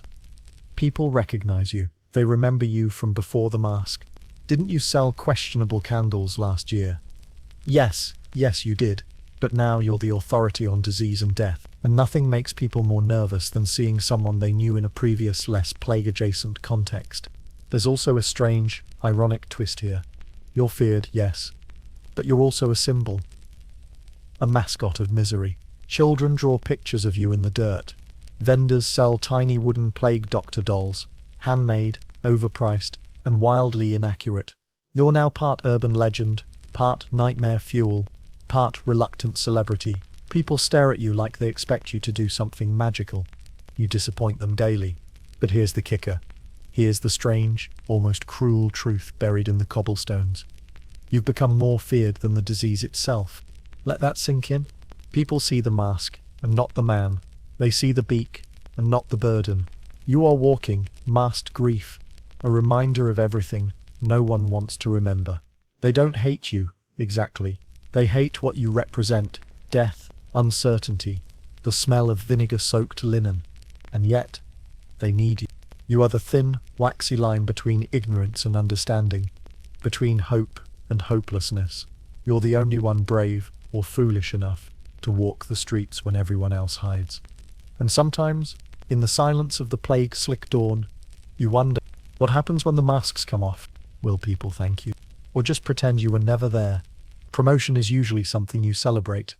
A bottle of wine, a bonus check, a polite email with too many exclamation marks.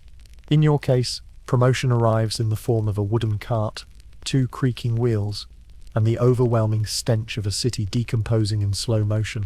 Congratulations. You now manage the corpse cart. There's no formal ceremony. Your mentor simply doesn't show up one morning. Again, but this time, he doesn't come back. You wait. You brew something vaguely medicinal. You even check the outhouse. Nothing. Just an ominous quiet, and a note scrawled in crooked Latin that translates loosely to, if you're reading this, I'm either dead or something worse. Good luck. So now it's just you, your plague stick, and a cart that groans under the weight of its purpose. The first body is already waiting. Rigor mortis has done its job. Arms stiff like accusing branches. Eyes still open. You whisper something, you're not sure what, and load them in. It's quiet work. Not solemn. Just still. The kind of stillness that's not peaceful, but heavy. The streets feel narrower now, as if the buildings themselves are leaning away from you. You pull the cart past shuttered windows, ringing a handbell no one asked for, but everyone dreads. 1 clang for awareness. 2 for collection. 3 for help, though no one comes for that one anymore. A woman shuffles out with a bundle in her arms. She places it gently in the cart, pulls back the linen, and reveals a child's face, peaceful, untouched by time, or maybe touched too quickly. She says nothing, just nods and turns away. You cover the face. You ring once. You move on. Each body tells a story, whether it wants to or not. Some are fresh, recent victims who still look like themselves. Others, not so much. You learn to look away at the right moments, not out of disgust, but out of mercy. You try to keep a mental count. 5, then 9, then 14. Eventually numbers stop making sense, and that's when the whispers start. At first you think it's the wind, or your own breath caught in the beak's echo chamber. But then you hear it again. A low murmur, like someone muttering secrets beneath a heavy quilt of dirt and denial. You pause. You stare at the pile. Nothing. You shake it off. You keep going. Later you hear it again. Help me. You stop cold. You dig. Fast. Desperate. And there he is. Eyes wide, coughing. Alive. Just barely. A man buried by mistake. Declared dead because he didn't move fast enough when the priest knocked. You pull him out. You wrap him in the cleanest thing you've got, which isn't saying much, and drag him to the nearest marked house. They don't let him in. You leave him on the steps coughing and cursing. You don't look back. From that day on, everybody gets 1 extra check. You press a finger to the neck. Wait for breath. Whisper a word you once heard a real doctor say. Vivit. Lives. Maybe. Possibly. It's not much. But it's something. You start noticing patterns. The bruises. The rashes. The shapes of fear on people's faces when they open the door. You become part of their final moments. The silent witness. And sometimes, they talk. I thought I had more time, one woman tells you as she helps you lift her husband into the cart. He promised we'd leave the city. He was a good man, a boy whispers. Better than most. They talk to you like a priest. Like you can forgive something. Or maybe just absorb it. Maybe the mask makes them think you're listening. And, in a way, you are. Then comes the moment that breaks whatever's left of your resolve. You arrive at a home on the corner. Familiar shutters, chipped paint, A door that sticks. You've passed it 100 times. You don't think much of it until the woman who answers says, "He was asking for you." She steps aside, and there, curled on a straw mat, face half covered in blotchy lesions, is your neighbor. The one who used to lend you firewood. The one who let you borrow his books when you pretended to know how to read them. He smiles, or tries to. His mouth cracks. He lifts a trembling hand. "I knew you'd come," he rasps. "You always do." You don't respond. You come. You load him gently into the cart. You whisper his name. You ring the bell. But this time, it's different. This time, you cry. Not big sobs. Just the kind of silent leak that happens when the dam finally cracks a little. The kind of grief that doesn't need an audience. Later, when the cart is full, and your arms are sore, and your soul feels like it's taken a beating from something invisible, you sit on a curb and breathe through the beak. The city moves around you, distant, cautious, scared. A dog barks. A bell rings in another district. Someone laughs. That's always the strangest part. The laughter. You look at the cart, at the pile of what used to be lives, stories, people who danced and shouted and cheated at dice, and for a flickering moment, you wonder, how many of them are still whispering? How many confessions were lost beneath layers of linen and time? How many truths die unheard? You don't know. But you ring the bell. And you keep going. Yes. Even now. Even this. Amid death carts and bile-stained doorsteps, people are still flirting. Because apparently, human libido doesn't check the daily mortality rate before making a cameo. It begins innocently. A letter. Folded twice, soaked in vinegar, and tied with twine that smells faintly of regret. It slipped under the infirmary door during your shift. No name.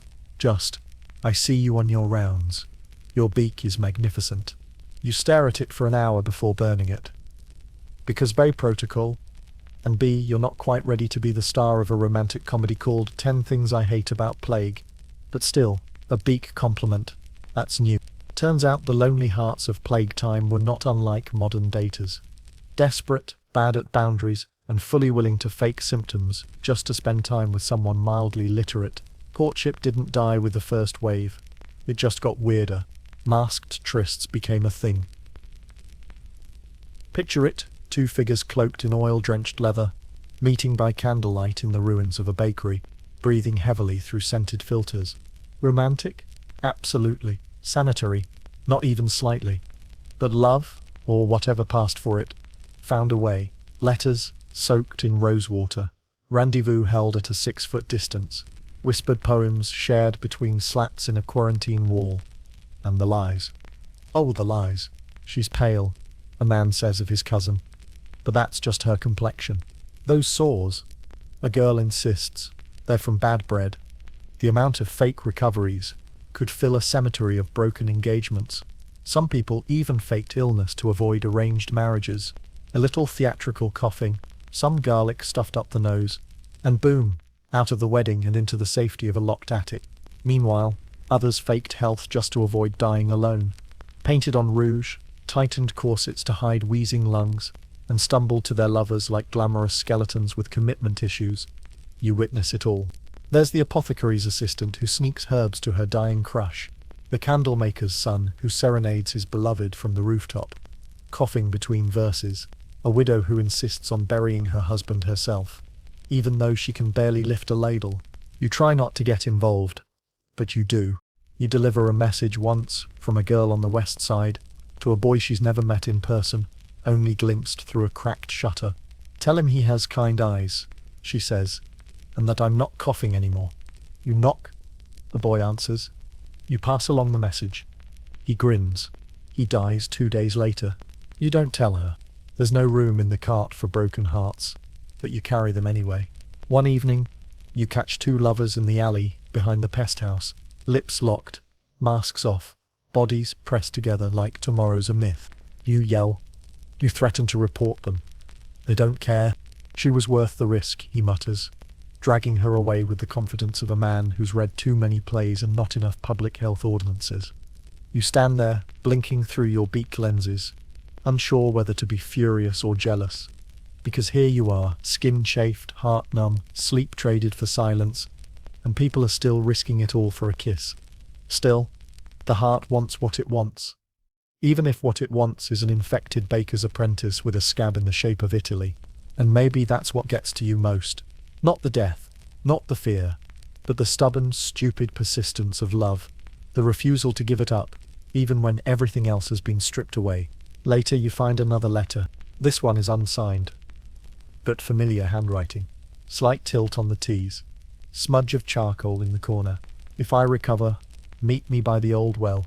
If I don't, remember that you looked tired but kind. You fold it gently. You don't burn it this time. And for the first time in weeks, you wonder if there's a future beyond the next patient, beyond the next body, beyond the endless loop of dread and decay.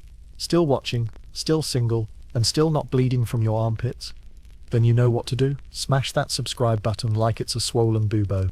You keep moving, you keep healing, guessing, hoping, and somewhere beneath the stench and soot, you feel it. A heartbeat. Not just yours, but the city, still fluttering, still foolish, still in love. It doesn't happen with trumpets or a solemn ceremony. There's no robe passed down, no scroll of ancient wisdom, just a quiet morning and an unmade bed. Your mentor, the Birdman himself, is gone. You check the alley, you check the garden where the herbs never grew. You even check under the table where he occasionally napped with a cat and a bottle of questionable wine. Nothing. But then, a smell. A change in the air. You know it instantly. A doctor knows death, especially when it happens face down in a chamber pot. And just like that, you're the doctor now. You stare at the coat hanging on the peg, heavy, creased, lined with the sweat of someone who knew this day would come. His mask is there too, perched, like a dead crow, watching you from a shelf. His notes, such as they were, are scattered across the desk. Most are illegible, some are blood-stained. One just says, "Never trust a nun with clean boots." You sit, you breathe, you don't cry, mostly because dehydration is a real thing, and also because this man once cured a rash by slapping someone with eel skin. Your apprenticeship is over. The city doesn't throw you a party, it throws you a patient. A knock, then another, then 3 more in rapid succession. Word has spread. There's a new doctor in town, or at least someone with access to gloves and a jar of mint paste. You're not ready. But when will you ever? You take your mentor's stick. The coat sags on your frame. You don't know how to read half the Latin in the journals, but you nod solemnly when people ask you to, because that's what doctors do. They nod, they frown, they prescribe dried beetles, with the confidence of a man who's just lost a game of medical charades. You visit your first patient solo, a tanner with a cough and a family. You check his pulse, you ask about his dreams. You say things like, interesting, and and occasionally yes, that's normal, even though none of it is. He looks at you like you're the Pope's personal healer. You feel like a child playing dress-up in a firestorm. Back at the pest house, you try to decipher your mentor's notes. There are drawings, some anatomical, some personal. One seems to be a chicken labelled Barbara. You set it aside. But some things are useful. A list of tinctures, a half-written letter to someone named Marguerite, a detailed recipe for a poultice made of honey, lavender, and sarcasm. You begin using them, and slowly, painfully, people begin to recover. Not all, not even most, but some.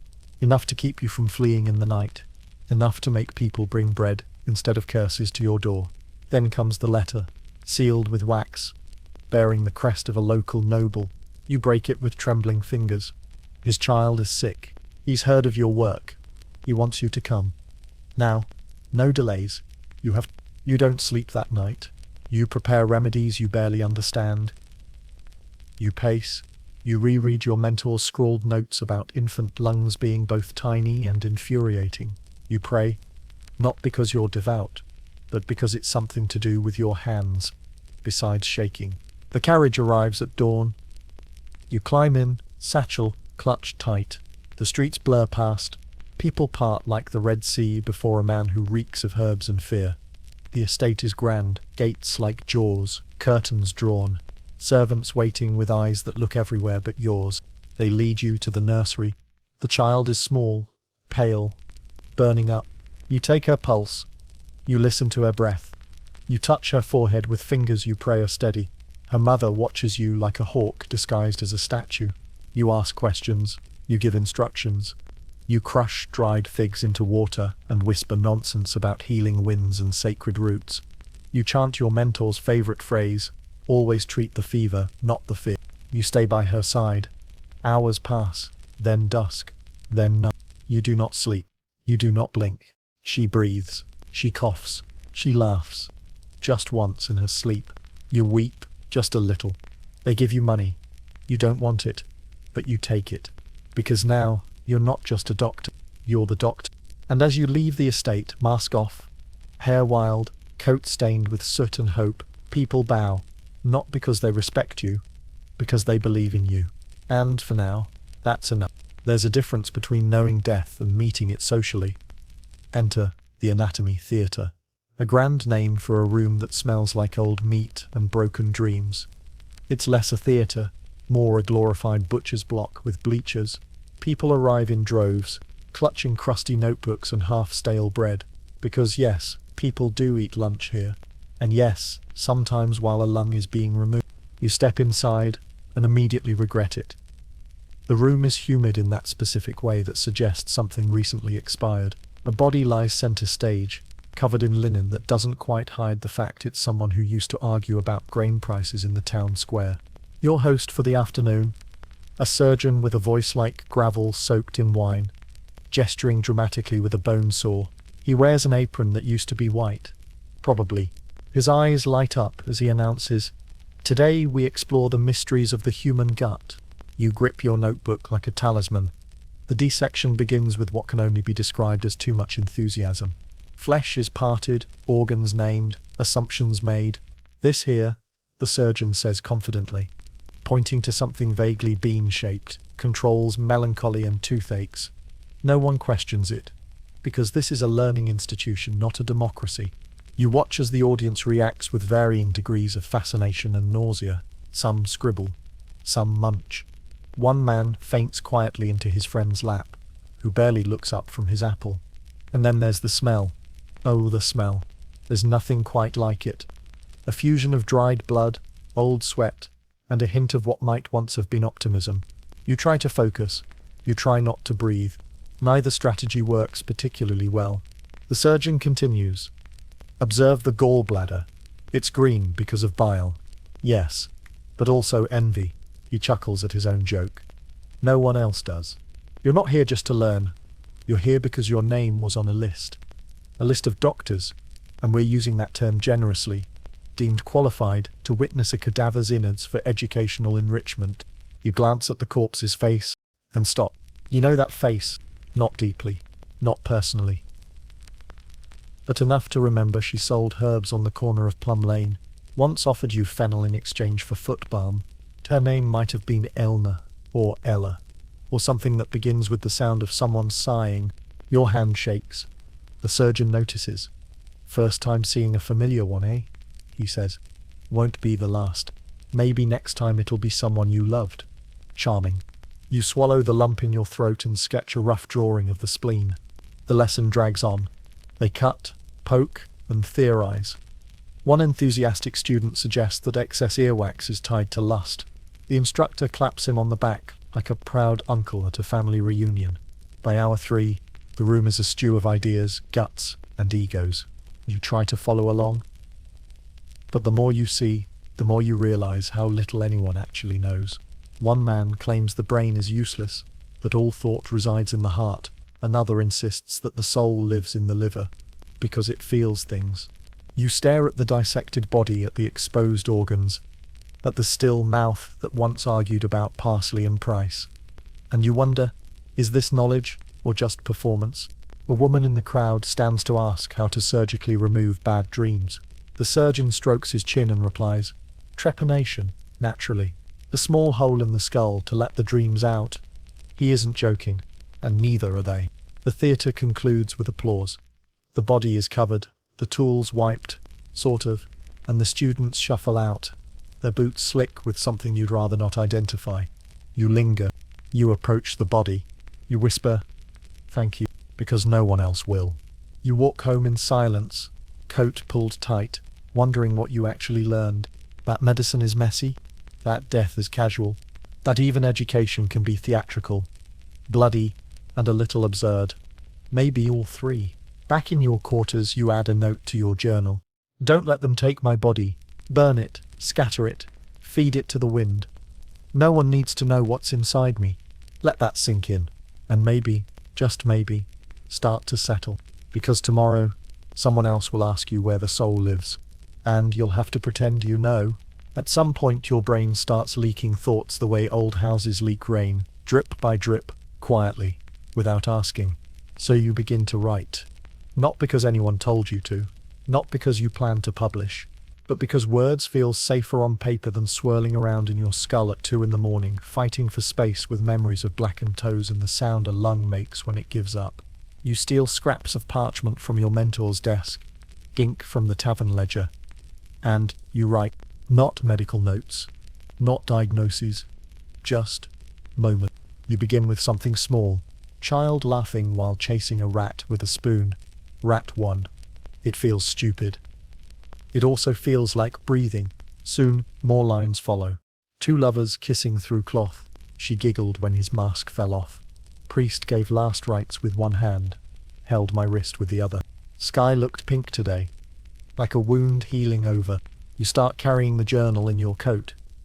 Tucked between herbs and vinegar-soaked rags. A secret weight. A talisman against the unraveling. Because if you don't write it down, did it even happen? And if no one remembers, did you? The days blur. More bodies. More silence. More smells. You continue your rounds like a ghost in training, gliding from room to room, offering the same words, the same poultices, the same gloved hand on the forehead, pretending it all matters. Sometimes it does. Sometimes it doesn't. Your mentor stops correcting your technique. He barely speaks now, just hums to himself, and sharpens his scalpel with the determination of a man preparing for a duel he doesn't expect to win. You write that down too. Mentor hums to distract himself from coughing. One evening, you catch a girl drawing hearts in the dust with her finger. She looks up, eyes bright, and whispers, "They said the plague skips houses with love in them." You don't know whether to smile or cry. You do neither. You write, "She drew love in dirt. Maybe that's where it belongs." Some entries are hopeful. A dog brought a loaf of bread in its mouth. No one asked where it got it. Others, not so much. Mother hid her dead son under a blanket. Kept talking to him. Told me not to wake him. You stop reading them after a while. It's easier to let the ink exist without judgment. You're not here to analyze. You're here to survive. And this might be the only thing keeping you real. You notice your handwriting changing. It's tighter now. Nervous, as if your own hand doesn't quite trust what it's saying. One night you wake up and scrawl something you don't remember writing. Don't forget you are still a person. Let that sit with you for a minute, because sometimes you forget. You forget you had a name before doctor. You forget how to sleep without dreaming of coughing. You forget what your sister's laugh sounded like before she stopped answering letters. You forget what it felt like to touch someone without gloves. You start documenting things no one asked for. The bell didn't ring today. A cat curled up in the window of the burned house. The baker left a roll on the doorstep with a note, "For your troubles." You write these because they matter. Not to science, not to medicine, but to you. Because they remind you that not every moment has to smell like death. Some can just smell like bread. By the end of the week, your journal is thick. Pages wrinkled with sweat and bad weather. Ink smudged from fingers too tired to care. Some pages are unreadable. Others, oddly poetic. You read one out loud, softly. Lantern light on a cobblestone puddle. Looked like stars decided to drown tonight. You pause and breathe, because sometimes you need to. Let that sink in. The notion that even here, in the epicenter of rotten ruin, beauty barges in like a drunk uncle at a funeral. Loud, unexpected, and weirdly comforting. You write one more line before sleep claims you. If I make it through this, I want to remember the good, or at least pretend I did. You close the journal, and for the first time in weeks, you dream of something other than fever. You dream of music, of someone laughing without covering their mouth, of a future that doesn't smell like vinegar and regret. But mostly, you dream of a page, blank, waiting, and the hope that one day you'll fill it with something better than pain. It starts with the silence. Not the kind that feels peaceful. No, this is the kind that presses on your chest, that creeps into your bones and makes you wonder if the world has stopped breathing. One morning, you wake up and the bells are quiet. No tolling, no announcements of death, no warning chimes that say, "Another one's gone, better light a candle." You step outside and expect the usual crows, cries, the creak of the corpse cartwheel.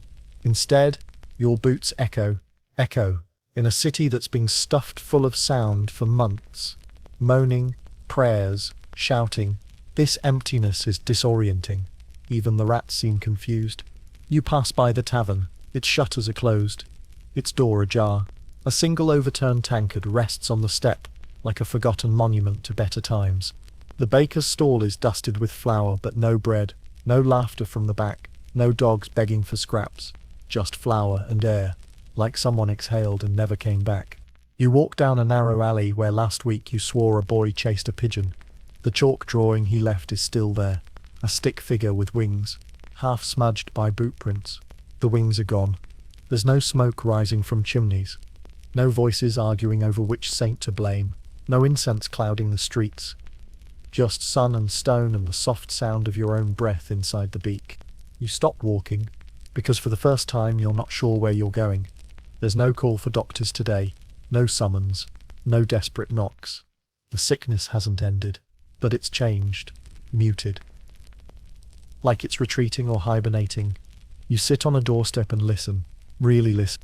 There's a sparrow on a rooftop, a breeze ruffling parchment on an abandoned stand, a cat cleaning itself beside a mummified corpse.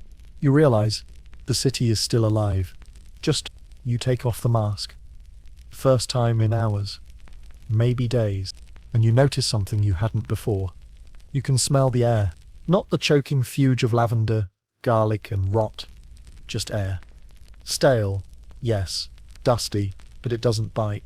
That scares you more than the plague ever did. Because what now? You've defined your days by the dead, by routines of wiping pus and saying prayers you didn't believe, by mixing concoctions and watching people cling to them like children holding onto broken toys. Without the noise, without the panic, who are you? There's no ceremony, no mayor declaring the plague's end with trumpets and civic pride. Just an absence. Like the sickness got bored and left you with the cleanup. You make your way to the square. Empty. Birds peck at mouldy bread. No one bothered to collect. The gallows stand crooked, unused for weeks now, and somehow lonelier than ever. You find yourself sitting beneath a statue. A knight on horseback, sword raised. He looks ridiculous now. You wonder how many people he failed to protect. You write in your journal. Statue still standing, horse looks smug. Probably immune. The sun dips low, casting long shadows. You wander again, drawn by muscle memory. Past the home where the family played music through the windows every evening. Quiet now, curtains drawn. Past the convent, no singing. Past your own lodging, where you find a dried bouquet tucked into the doorframe. No note, just flowers, brittle and brave. You light a candle inside and sit. The mask rests on the table, facing you. Its beak curves like a question. What happens when death forgets you? You think back to other silences. After your sister died, after your mentor stopped breathing mid-sentence, after your first patient coughed one final time, and the world held its breath. This silence feels heavier. It feels like a city ashamed to still exist. Let that settle, because you do. You exist. And for the first time in months, you don't have to. You could leave, walk past the gates, burn the coat, toss the mask into the river, and let the current decide whether you were real or just a fever dream in someone else's story. Or you could stay. See what a world looks like after plague, after panic, after all the candles have burned out. You don't make that choice tonight. Tonight, you just sit, one hand on your journal, one hand on the windowsill, listening to the city sleep.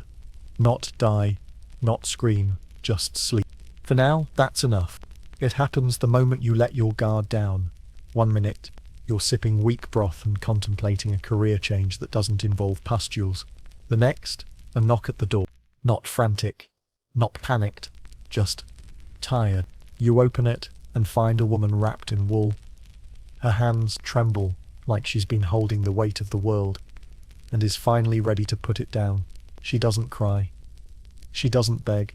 She just said, "My daughter, please." You don't ask if it's the plague. You already know. The girl is no older than 10. Her cheeks are flushed in that telltale way, not from play or sun, but from something boiling inside her. Her breath comes in soft rasps, each inhale a fragile miracle. You've seen hundreds like her. Most didn't make it, but you're not the apprentice anymore. You kneel beside her bed and whisper something you hope sounds wise. Maybe it's Latin, maybe it's just you mumbling about cloves and faith. She doesn't respond. You set your bag down. It's lighter now. Most of the ingredients have run out. The toad skin is dried up. You're out of frog oil. You're pretty sure the powdered emerald was never real emerald to begin with. So you improvise.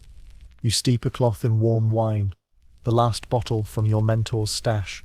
You smear crushed garlic on her chest and chant whatever came to mind last time. Someone almost died, and then didn't. You hold her hand. It's small, hot, alive. You don't wear the mask, because if this is the end, hers or yours, you'd rather meet it face to face. Her mother hovers at the door, rosary clutched so tightly her knuckles are white. You nod at her, and she takes that as permission to sit, one on either side of the child. Two grown humans watching over a fragile flicker of light. You wait. You speak softly, stories mostly, about a boy who tried to fly by tying feathers to his shoes, about a street musician who once played a tune so sweet, people forgot to die for a whole hour. Lies, maybe, but comforting ones. The girl doesn't move. Then, a cough. Not wet? Not the rattle of doom kind, just a normal cough, like she might be clearing her throat to ask for a biscuit. You freeze. Her eyelids flutter. The mother gasps. And you glance at the ceiling like someone might be watching. Maybe your mentor. Maybe death itself. You don't say anything. You just reach for more wine and gently wet the girl's lips. She coughs again. Louder. And then, like a miracle you no longer believe in, she speaks. Thirsty. It's the most beautiful word you've ever heard. You don't cheer. You don't cry. You just nod and offer her the cup, steady as a priest, offering communion. Her mother breaks down beside you, not in wails, but in a collapse of breath. Relief is louder than grief. The fever doesn't vanish, not immediately, but something shifts. The worst is past. And you've done what no one expected of you. Not just survive, but save. You sit there long after she falls asleep, just watching the rise and fall of her chest. It's hypnotic. So normal it hurts. Outside, the bells are still quiet. The world hasn't noticed. But you have. You pack your bag slowly, like every motion might shatter the illusion. Before you leave, the mother presses something into your palm. A ribbon. Red. Frayed. You don't know what it means, but you keep it. Back at your room, you place the ribbon beside your journal. You consider writing about the girl, but you don't. Some things don't need to be recorded to be remembered. You light a candle. The wax trembles. The flame dances. And for the first time in weeks, you sleep without nightmares. Just the faintest echo of a child's voice saying, thirsty. And you, not running, not hiding, just sitting there, answering. Years have passed. The beaked mask gathers dust in the corner, draped over a hook like a ghost that never left. You keep telling yourself you'll throw it out. Burn it, maybe. But you never do. Because how do you get rid of something that saw everything? You don't wear it anymore. The city has changed. The plague is gone, or at least, sleeping. People laugh in the streets again, and children chase geese down alleyways with sticks. Candle makers are back in business. Priests are back to arguing over hymns instead of funerals. But you're not quite back. You walk a little slower now, not from age, though time has had its way with you, but from the weight of memory. Every corner has a ghost. Every scent, a story. The scent of lavender still makes your stomach turn. You never liked the stuff, but now it reminds you of rooms where the air was too thick to breathe. The mask stays where it is. Sometimes visitors ask about it. Oh, is that real? They say, half curious, half horrified. You nod. You never explain. Because what would you say? Yes, I wore that while the world caught fire. Or, that's what survival looked like when survival wasn't guaranteed. They wouldn't get it. How could they? You survived. That's the part that sounds noble, the heroic bit they like to stitch into tapestries and parade speeches. But surviving didn't feel noble. It felt like mud under your nails, fever in your bones, and watching too many faces go still. Sometimes you wonder if the mask did its job, not to protect you from disease, but to protect everyone else from seeing how terrified you were. You remember the first time you put it on. Heavy. It smelled like old vinegar and regret. The lenses fogged when you breathed. You bumped into doors, you looked ridiculous, like a bird who lost a fight with a wine barrel. And yet, people moved aside when they saw you, not because they respected you, because they feared you. You became a symbol, a warning, a walking omen in leather and herbs. Funny thing is, you never asked to be that. You were just someone with a pulse and a passable ability to not faint at the sight of a boil. But when everyone else ran, you stayed. You showed up, and that counted for something. Now, the world tells stories about plague doctors, paintings, books, even costumes. For parties, no less. Kids dress up as you for harvest festivals. They think the beak is cool, edgy. You smile. But not because it's funny. Because it's absurd. Because they'll never know what it smelled like inside that mask. The sweat, the panic, the rotting hope. You've kept the journal. It's thicker now, pages yellowed, corners curled. Somewhere in the middle is a pressed flower from a patient who gave it to you as payment. You can't remember her face, but the flower remains. There's also a ribbon, red, still tied in a loop. You never asked what it meant. You didn't need to. The mask stares from its hook. Beady glass eyes. Eternal beak. It saw more than any priest or poet, but it will never speak. It doesn't need to, because every time you catch your reflection in the window, every time you smell vinegar, or hear someone cough a certain way, it's there, the memory. The mask. You think about burning it again, then you don't. Instead, you sit, pour some wine, scratch an entry into the margins of your book. Today I didn't flinch when someone sneezed. It's a small thing, but it means something. You survived, not just the fever, or the rot, or the loneliness. You survived being seen as death, and somehow walked back into being human. You weren't a hero. You weren't even a doctor. Not really. You were just someone who showed up, and sometimes, that's enough. So, still wide awake after all that medieval trauma, then be brave. Hit that subscribe button, and keep exploring the odd corners of history with us, because whether you're curing buboes or just battling insomnia, we're here to make the past slightly less boring, and just weird enough to keep you company.